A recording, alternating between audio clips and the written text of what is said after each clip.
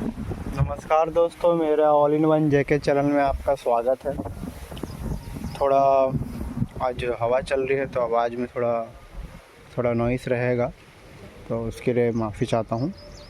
तो जैसा कि आपने थंबनेल में देखा कि आज का जो वीडियो है हमारा वो ये है कि कौन से बेस्ट तानाछेदा के लिए, स्टेम बोरर के लिए कौन सी बेस्ट दवाइयाँ हैं।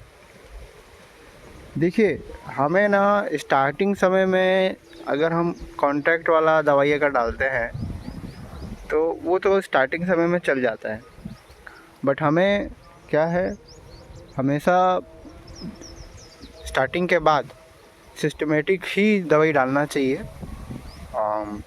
तनाछेदा के लिए, क्योंकि तनाछेदा अंदर काटता बहुत है और ख़ास तौर पे जब बालियाँ निकल रही हों तब तो हमें सिस्टमेटिक ही दवाइयों का इस्तेमाल करना चाहिए। तो मैं आज कुछ बेस्ट आपको दवाइयाँ बताता हूँ। ये पहला है CTPR, क्लोरांटानिलिप्रोल। वो होता है 18% में आता है, जिसे हम कोराजन कहते हैं। इसका इस्तेमाल ना आप आजकल, अब तो सस्ता हो गया है काफ़ी, इसका इस्तेमाल आप कर सकते हो काफ़ी।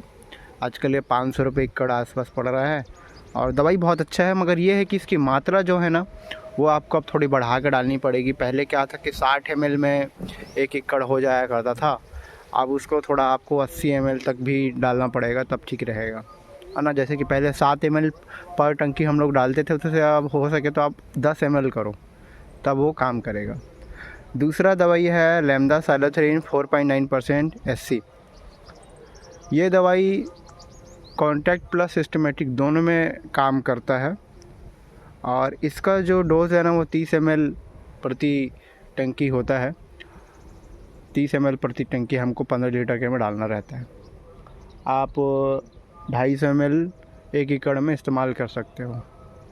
तीसरा दवाई जो है ना वो है क्लोरांटाप्रिनोल और लेम्डासाइलोथ्रीन का कॉम्बिनेशन।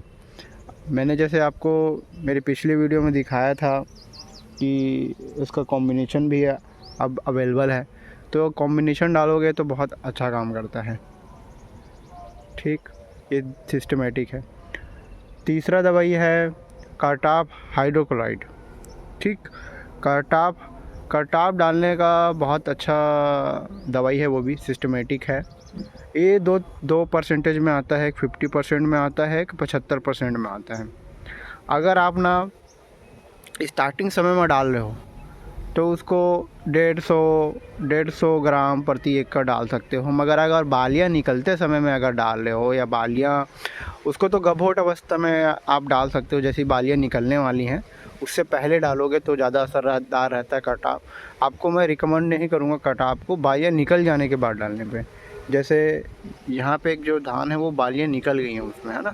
अब इसमें कई लोग तनाछेदा का प्रकोप और दिखता है तो फिर और दवाइयाँ डालनी पड़ती हैं, कई लोग डालते हैं।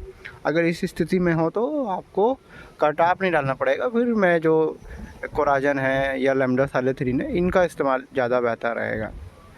चौथा दवाई है फेम में जो फिप्रोनिल आता है वो बहुत ही अच्छा दवाई है, मगर महंगा पड़ता है और जनरली जहाँ मिलता होगा वहाँ के लिए बहुत अच्छा है। चौथा है टारगेट 505 या क्लोरोपाइरीफॉस 50%, साइपरमेथ्रिन 5%।